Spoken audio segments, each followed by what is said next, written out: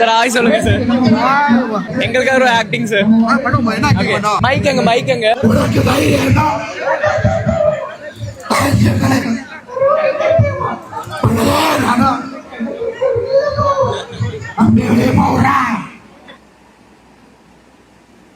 எத்தனையோ திறமைசாலிகள் தன்னோட திறமையை காட்டுறதுக்கு ஒரு பிளாட்ஃபார்ம் இல்லாம சுத்திட்டு இருக்கிறாங்க. ஆனா இந்த மாதிரியான கோமாளிகளுக்கு எப்படி ஒரு பிளாட்ஃபார்ம் அமைதே தெரியல.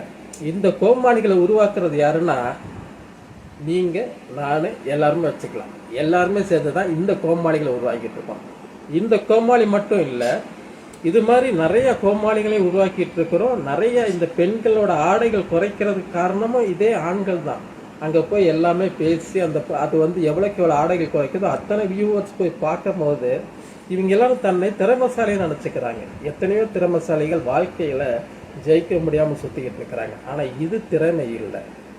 திறமையாக இருக்கிறவங்களுக்கு கண்டிப்பாக சப்போர்ட் பண்ணுங்க. ஆனால் இந்த மாதிரி கோமாளிகளை கொண்டு போய் ஒரு மேடையில் கொண்டு போய் நிப்பாட்டும் போது திறமையானவர்களை எந்த மேடையில் ஏற முடியாத நிலைமை போயிட்டு இருக்குது.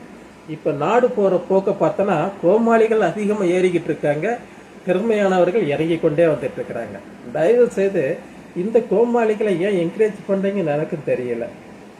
சில பேர் சொல்லலாம் அவரோட நடிப்பு, அவரோட திறமை, நீங்கள் அவரை டீமோட்டிவேஷன் பண்ணுறீங்க. யாரும் டீமோட்டிவேஷன் பண்ணுறதுக்கு நம்ம இங்கே வரல.